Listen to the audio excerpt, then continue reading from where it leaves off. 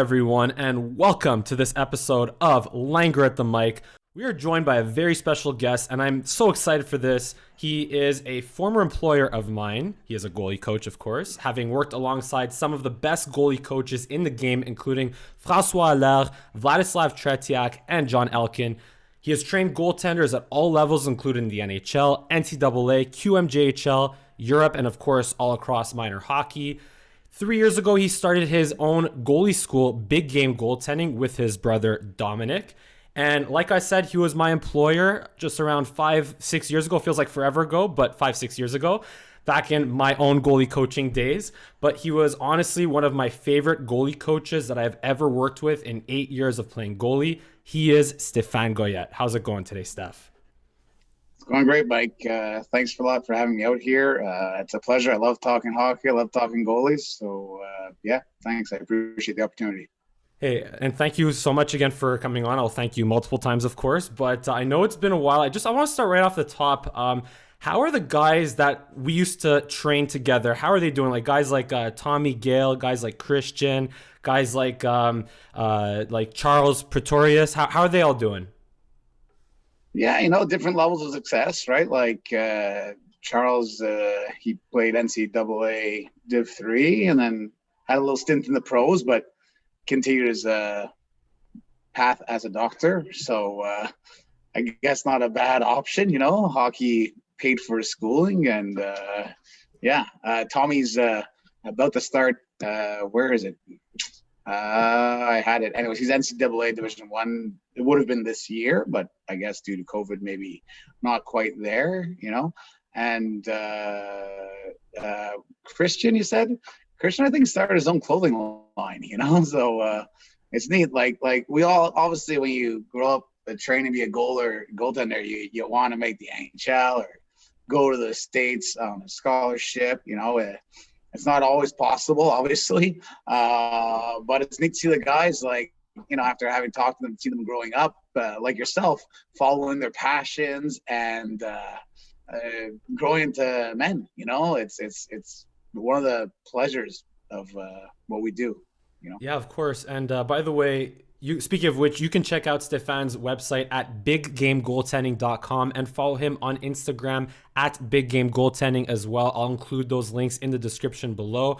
But again, I'm happy to be able to catch up with you, Steph, especially at this time with all that's been going on with the Montreal Canadiens lately, right? With Carey Price, albeit he did bounce back with a big win against the Ottawa Senators on Tuesday. He could have another big game against the Jets tonight. I forgot to check if he's starting. Is he starting tonight? Is that confirmed yet or no? Sure. Yeah, anyway, I'd imagine so, but I'm not sure. Yeah.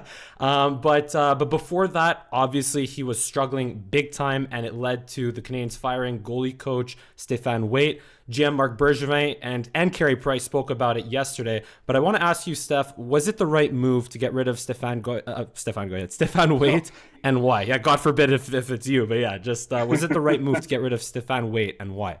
I think it was. I personally, I know he has a good track record, but I was never a fan, to be honest. Just from the moment when he was with Chicago and they won the Cup with Miami, just a comment he said about, I was so pleased about Miami as he changed his style between every series. So to me, that makes absolutely no sense as a goaltender coach, Yeah, it worked for him, great, but not something I agree with. I think you have your style, you work with your strengths, you build on them, you minimize the weaknesses. That's what you do to be successful. So and it's been, I don't know how many years it's been here, 4 or 5 years. 2013. 2013. Okay, yeah. So what's he done with Price?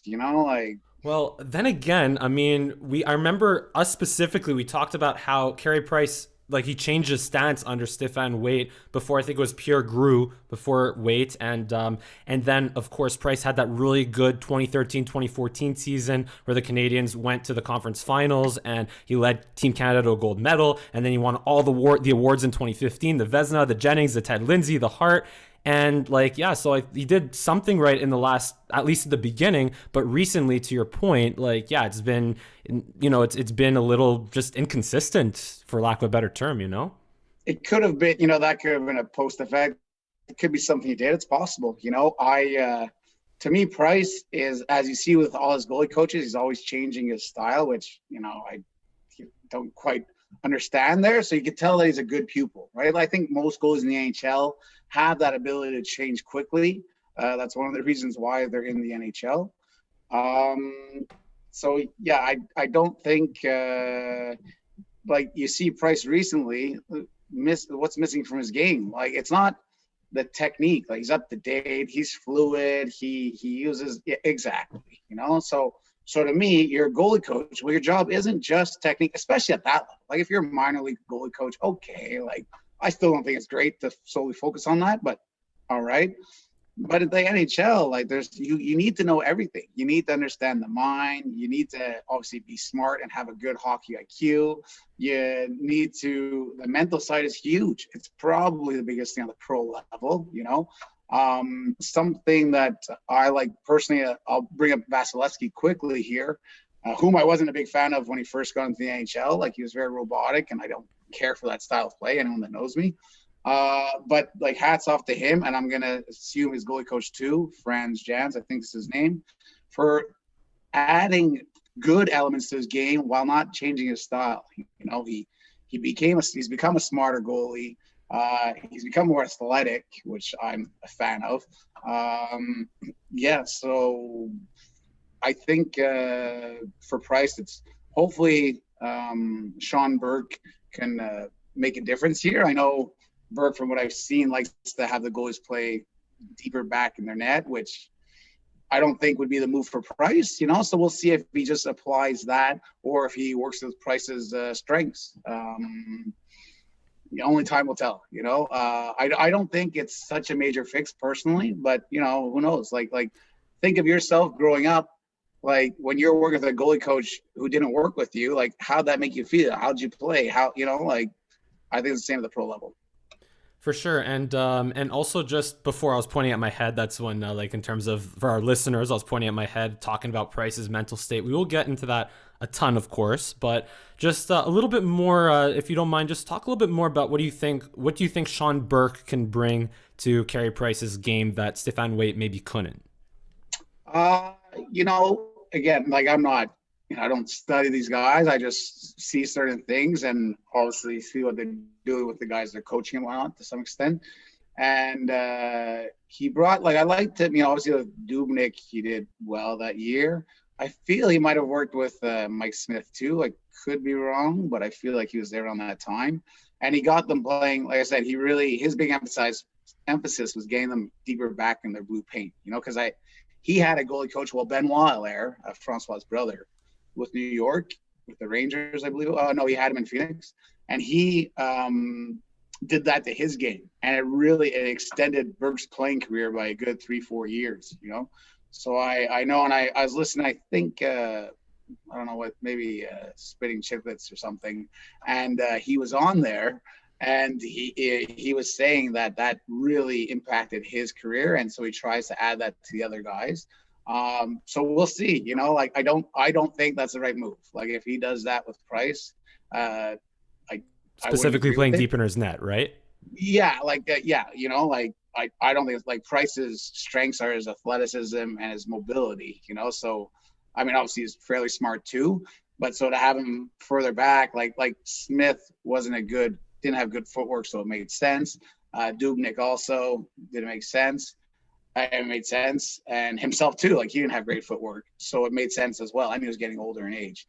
I don't think that'd be the right move with Price. We'll see what happens there. I'll be happy to chime in again, but as you and I both know, though, as coaches, what makes good coaches is their ability to adapt, right, and not just talk. Oh, it's this style and no other style. So hopefully 100%. Sean Burke, does realize that. To me, Price, he could get away with playing deeper because of his size at 6'3", 210 plus whatever. But at the same time, like you said, his athleticism, his ability to read the play well and get in good position is he can challenge the save he made against, I want to say, Stützle or Kachuk in the other game, where he just perfectly, or Shabbat, I think, where he perfectly read the play, T-pushed across, challenged, and made it look easy. Just easy glove save in his hands. So one more question, though, about the chaos from yesterday.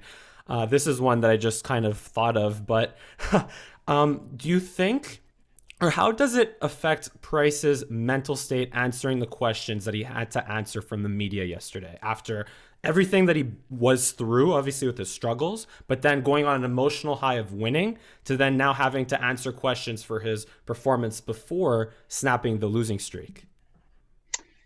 One of the great things about Price, I think, is his demeanor. Like he just, I won't swear here, but he doesn't give a beep, He about made it what, very clear the other. yesterday. Yeah.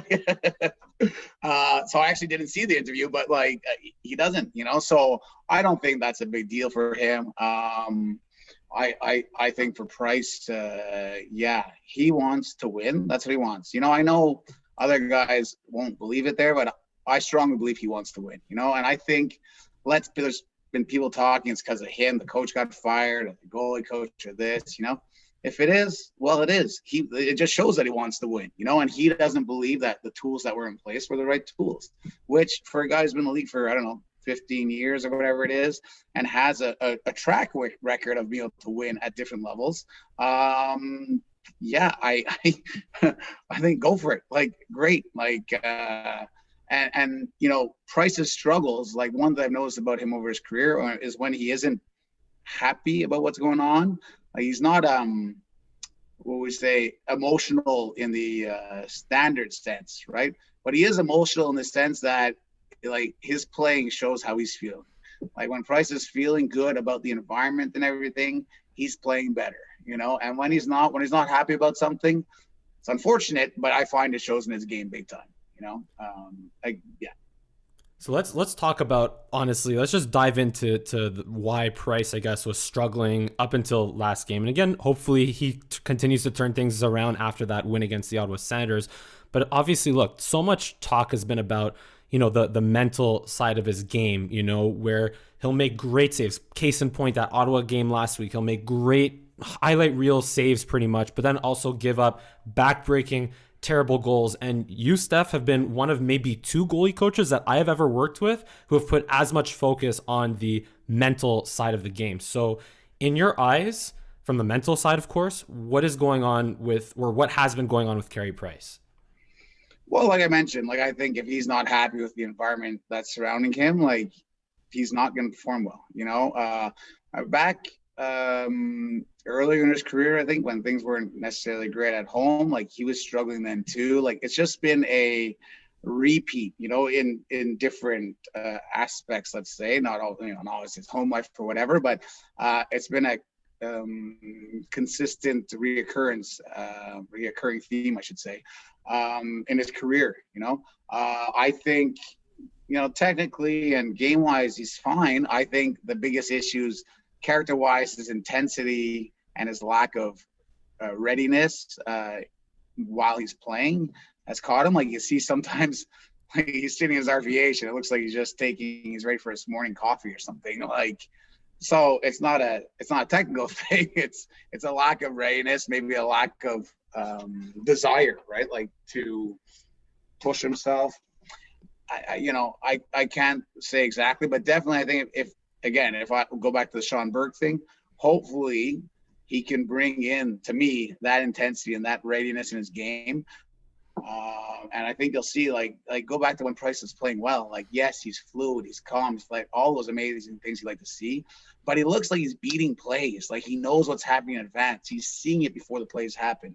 Versus now, I find it's like he's on a lag, And to me, that's readiness and intensity. So I'm not asking him to play as intense as, let's say, a Vasilevsky out there, who's constantly like, he looks like something's going on in his eyes there. I'm not sure what's happening, but yeah, exactly. We've all seen that. But it should be better. It should be more than what it is, So again, simple fixes, but when the pupil is ready to do them and willing to do them, and it's something that takes repetition. It's not it's not a complicated fix, but it's an important one. Well, from what I see, and this is what I want to kind of discuss with you, because these are points that we have coached on for the 3-4 years that we worked together at length, is, to me, I see that he has a lack of confidence in his post play, like you said with the reverse VH, which we will also have a lot of questions for you on that as well in a bit of a later segment.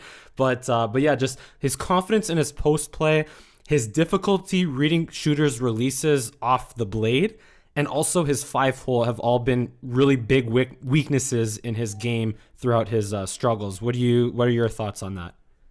Well, 5-hole to me, like, and this is my opinion as a goalie coach, any goalie who's letting up 5-hole goals regularly, not a good goalie, So obviously Price is a good goalie, but it's a clear sign of struggle right there, because that just shows that you're hesitant, that you're not trusting your instincts, you're not trusting your ability. So that's a red flag, a good observation on your part, but a big time red flag. As for his tracking off the stick, like, I don't think that's ever really been Price's strong point, high scoring chance areas when he's letting his athleticism take over, he's better at it, but it's never been, he's not bad at it, he's above average at it, but he isn't like, my brain's not working right now. Who's really good at puck tracking in the league there? Marty Brodeur, probably back in the day. Let's say Tim Thomas back in the day. Yeah. Yeah, exactly.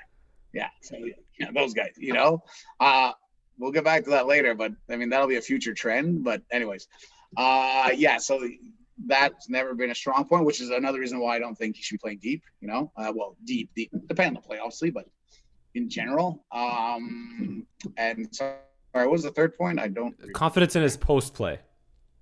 Oh, yeah, that's like you're saying, like, he's just too nonchalant there. Like, he's just going through the motions, and that's what happens. You can't, at most levels you can, most decent levels, and definitely not the NHL. You just can't play that way. Like, it looks like he doesn't care when he's at his post. It looks like it's break time, which is not, like, it's probably the worst place in your net, worst time in your net to take a break is at your post. But, it happens, right?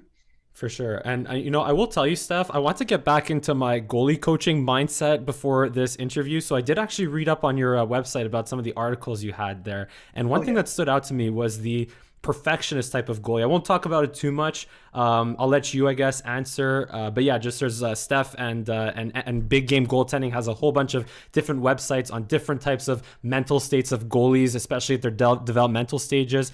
And I want to ask you, just straight up, is Carey Price a perfectionist? Oh, I don't think so. I think, he's naturally so athletic and has such a good ability to learn. Like, maybe that can be confused with perfectionism. I think that's more something that you'll see come out depending on the goalie coaches that are working with him. Like, when who was the guy before, was it Pure Crew, I believe. Yeah, and he was doing some weird one-knee down thing, which I'm a fan of one-knee down, but some of the stuff he was doing was just made no sense. But he still did it, and did it to a T just because he's able to. He's just such a natural student, let's say, and such a willing learner, which should be any coach's dream. So, the perfectionism I find comes out more when they have to get it right, and there's a frustration because they're not getting it right. I don't think that's the case with Price. I could be wrong, right? We're just talking here, but I don't think I'm wrong either. But no, it's fair. There is actually one more point, that like $1 million question that I have for you, again, as a fellow goalie mind here.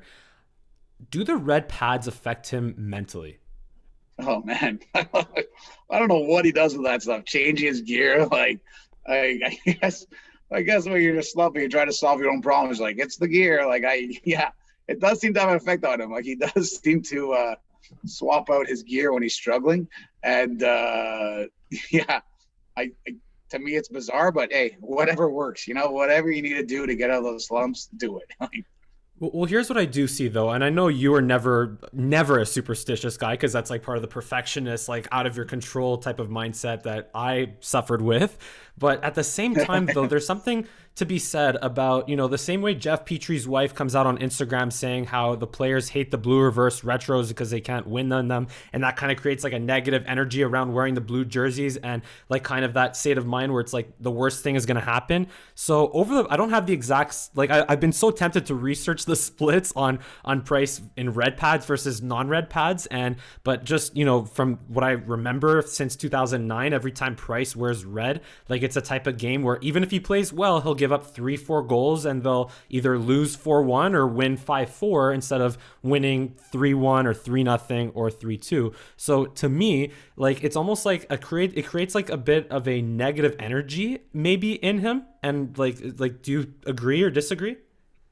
Yeah, I mean, superstition's a part of hockey. Like I was superstitious to some extent when I was growing up too. It's just a part of it. I get it. Like it is silly for lack of better words, but when you're in the game, like you don't, you grow up that way, right? So to some extent, as long as your superstitions don't control you, I think it's great. Like who cares?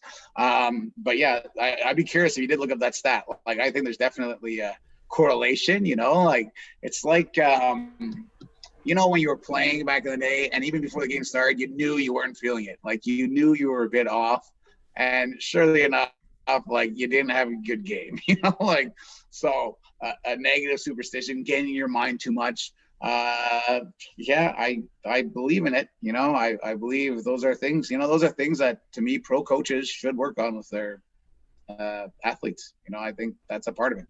Yeah, and the good news is, by the way, Carey Price went back to his white pads in practice yesterday, and I think he'll be wearing them in the game tonight. Just one more question specifically around, I guess, the whole Price situation before we get into our whole reverse VH discussion here. So going forward, should the Habs go with a meritocracy and play the better goalie, whether it's Allen, whether it's Price, or do they just have to live and die with Carey Price? I think now with all the new coaching changes and everything that's happened, I would say, ride Price a bit more again, see what's going on. Like, I think the split idea, I think 60-40 was a bit too much, but, I'm not there. Like, I think if you're a starter, you want to be in game action. That's my opinion. Give him a chance. And if it's still not working out, yeah, swap it up. Let Allen get, Allen's a good goalie. Like, there's a reason why we have Jake Allen. He's close, maybe he's top 3 backups in the league, I would say. And so, yeah, and he's winning. So why not? But with that being said, to me, you're telling Price, like, Price, you're still our guy. You're our playoff guy, which I think he knows anyways. We just want to give you time to, reset and feel better about yourself. But I would say now with all these changes, wait on that. I would have done that had Julien still been here and whoever Waite, and then I would have for sure swapped up the roles just to try to change it up and give Price that maybe needed break in preparation. I think not having the shortened season and having 2 weeks of training camp, like, it's not easy, and it's not easy. I've noticed that older goalies in general start slower. Their game is obviously their body's worn down a bit, right? But their game's also strongly, as you get older, it's more on reads and hockey sense and knowledge, which takes a bit of time to get back into if you haven't been doing it for the past 2 or 3 or 4 months, whatever it is. So I think all those factors combined, like, I'm still like, everyone's like, oh, Price is the worst. I'm like, well, he's not, and yeah, is it time to right away go to the goalie that's only playing well? Well, not right now, maybe before. No, not in this situation. Fair enough. And honestly, like I was, before, at least under Julien, to like what you're saying, I did feel like you had to go, like, you have to decide what's more important between winning games or getting Price's confidence back, But now, like you said, the new coaching staff and all the changes that you made, you pretty much committed to playing Carey Price. So you got to keep riding it out, and hopefully he follows up a really good performance from Tuesday tonight against Winnipeg, and so on and so forth. But I want to move into another discussion here, because this is something I have a lot of questions about for you, Steph, having not worked with you for the last 5 years. The reverse VH technique. Now, for those that can't see, I might include a picture and post edit here, but for our listeners, so the reverse VH technique is the technique that all goaltenders use pretty much nowadays with their inside, like if they're on their post, it's their knee that's on the post is on the ice. Their paddle is either not so much down, but just kind of resting on the between their pad and their post, and their inside leg is slightly off the ice with their glove in a ready position. And to me, it's a technique I use specifically on wraparounds when I played, but it has become a staple for goalies in today's game, like I said. And maybe I am old school, but since I stopped playing. But again, tell me, Steph. To me, I think that the reverse VH technique is the most misexecuted technique in goaltending nowadays. What do you think? Yeah, it's coming back a bit, but so what tends to happen is, like, example, reverse VH. Fleury started maybe 10 years ago, or started. He didn't really start it, but whatever it was. And he got scored on in the playoffs that year. He was brutal. He let up a bunch of bad goals. Anyways, and as with any new technique, everyone copycats before understanding its use. So everyone was copycatting. The goals were going like crazy, misusing it. Like, it really hit its peak of misuse maybe a couple of years ago. It's starting to come back a little bit now. Still misused, I believe, 100%. Like, it's like anything, it's good in X situations. It's not good all the time, which it's being used more and more right now, which I personally don't agree with. The VH, thank God, is coming back a bit. It shouldn't have, like, at one point it almost disappeared completely, right? The one knee down there, which is a shame, because now they're using reverse VH in plays where they should be using one knee down. Yeah, there's a lot of specifics to it, so I obviously won't go into details. But another thing, like, I love, I see a guy get snipped over his shoulder, like, okay, coaches are like, oh yeah, it's a good shot. I'm like, yeah, that's a misused reverse VH, often, right? Like, and they're like, oh, but you're giving this, you're getting that. I'm like, okay, in some plays you're right. Some plays there is percentage, and it's not going to be perfect, right? But others, like, it could have been. Ooh, we might have lost you there for a sec.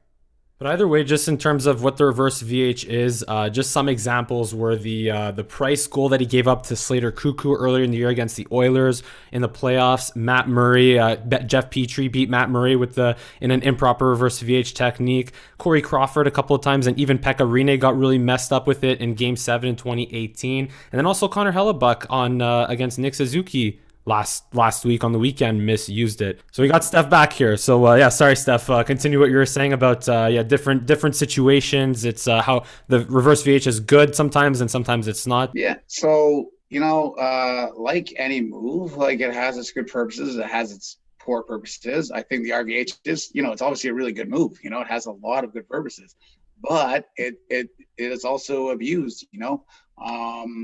To expand a little bit, maybe a little off topic here, like, it's funny because you see the trend where it happens in the NHL, then everyone starts doing the NHL, then it trickles down to minor leagues, and, like, the abuse within minor leagues, it's horrendous, but the shooters aren't really good enough up until a certain level, so it's okay. It's just funny the way it makes trends, and then the corrections start happening at the NHL, and they start trickling down. To me, it's a bit backwards, but it's just like, thankfully nowadays you're starting to see the two-pad stack come back in a bit here and there. Like, why did that ever leave? Why? Like, I remember goalie coaches saying you should never do it. Like, okay, it's not your go-to move, but it has a situation. Same with poke checks. Like, I mean, you see Fleury doing them all the time now, which, okay, he doesn't know how to do them, in all fairness. Like, it's really something else, but the idea is there, and there is a good way to execute it. Like, there's so many good moves that are situational specific that, unfortunately, a lot of guys just don't understand what they are, and so they decide, yes, it's good, or no, it's bad, and it gets copied. It's I don't agree with it, but yeah. Yeah, like you were saying, by the way, the VH is the one knee down position inside the post, which, like you said, that was my go-to, at least on plays that were not wraparound so much, that were more like in tight, but also still like kind of like from dead angles, especially really effective. Yeah. But yeah, just the reverse VH, like I said, and like you said, just it gives up.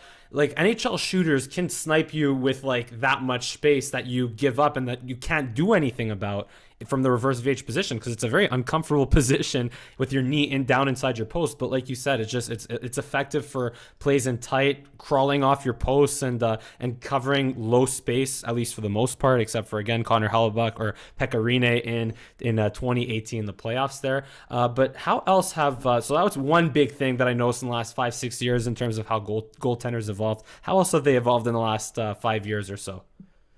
Thankfully, you're starting to see athleticism come back more, which I love, and I think it's important,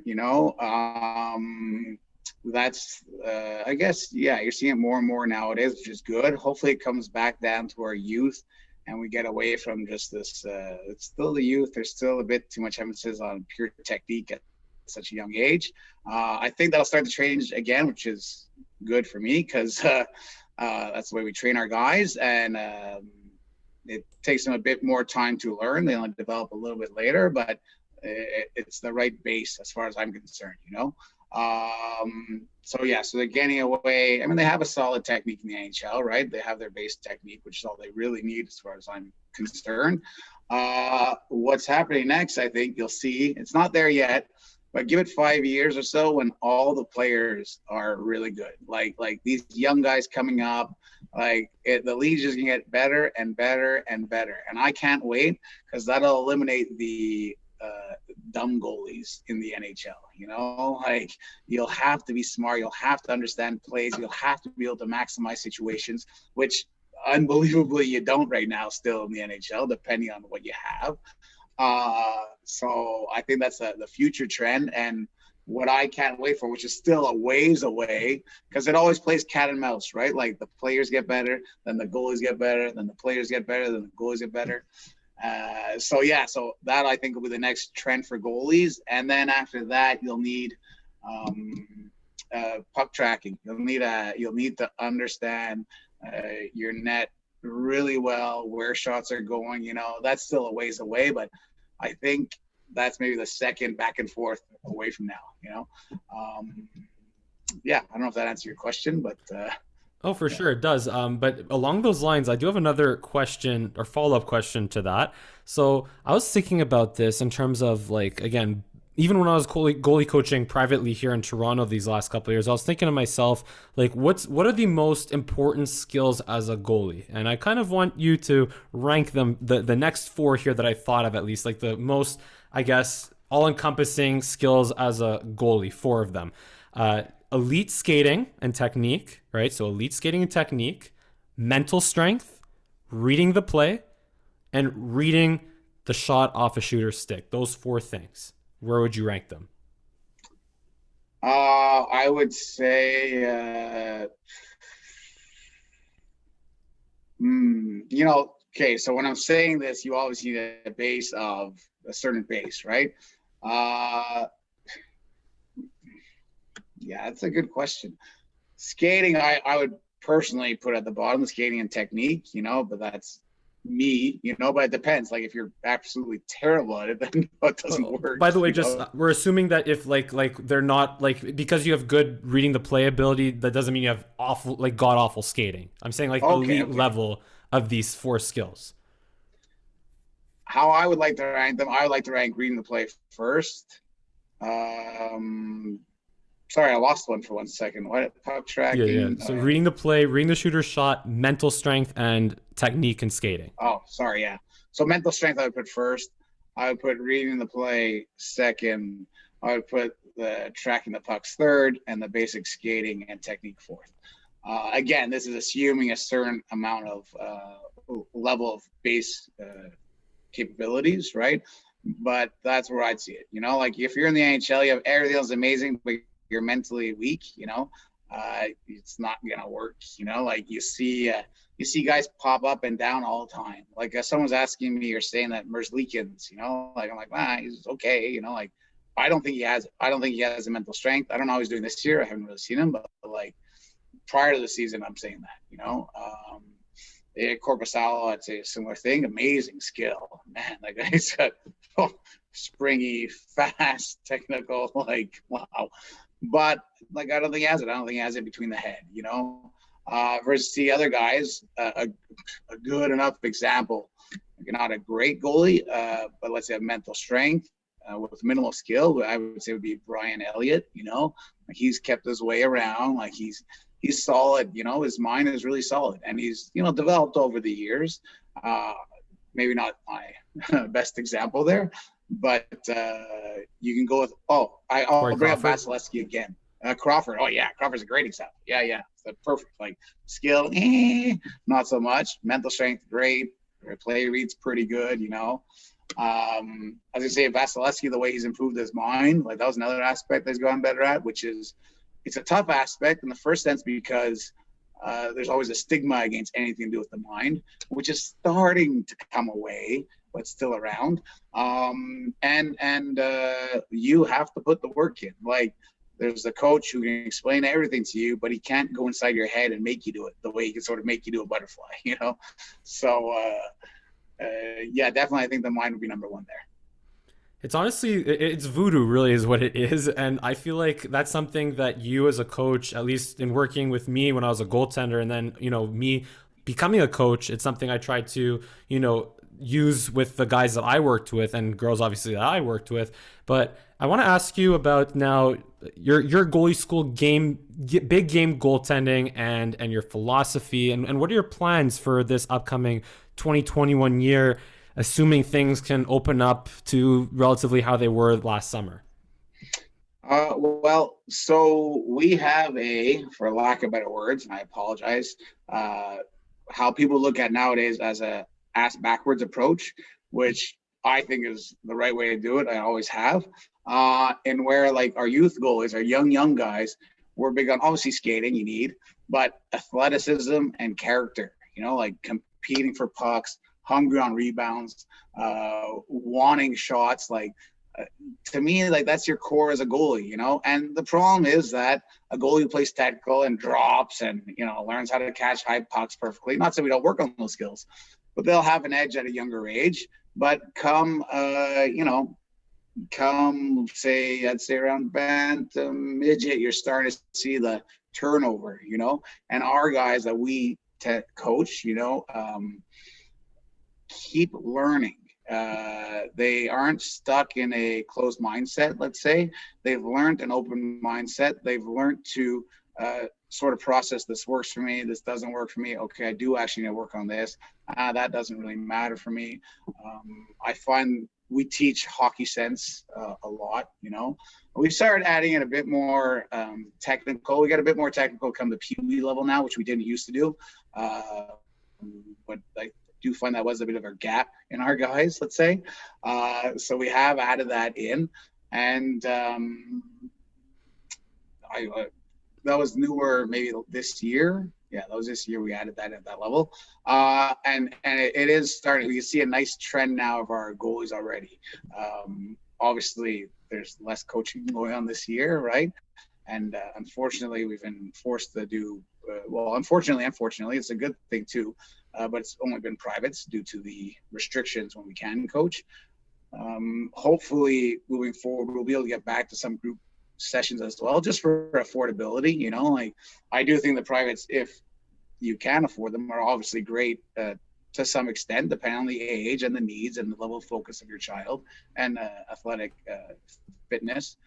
But yeah, so the goal right now if the restrictions change, we'll get back to our group sessions. We will keep the private sessions, I think, because I do like how it's turned out, a pleasant surprise.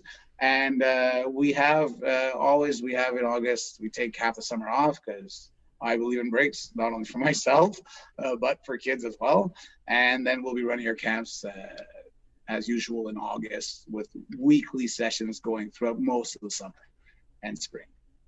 Well, again, God willing, it all plays out. We never know what we can't plan more than a week or two ahead, I guess, nowadays with COVID and the pandemic. Thankfully, the vaccines are slowly rolling out, but albeit rolling out.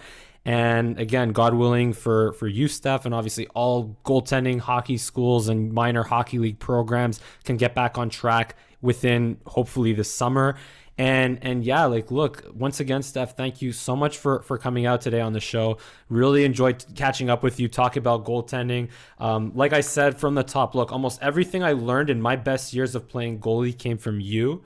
And honestly, everything, I took almost all of that with me when I started coaching goalies privately here in Toronto. And I can even pinpoint a single practice. Remember at practice in 2015, it was my last year. I was kind of struggling with the mental side of the game as well. Kind of like Carey Price right now, I guess, where just wasn't really quite feeling it. And I had Steph come out to one of my practices and, and just just that practice alone kind of turned my game around a little bit. And That was surely before the big enough, playoff run. we made a playoff run. We won the regionals that year. The first time I won a regional championship, and yeah, that was how I ended my hockey playing career. So so once again, thank you. I guess thank you so much for that, and for joining the show today, and for catching up with me today as well. Mike, it was a pleasure, and I gotta say, I love that nickname, Langer at the Mike.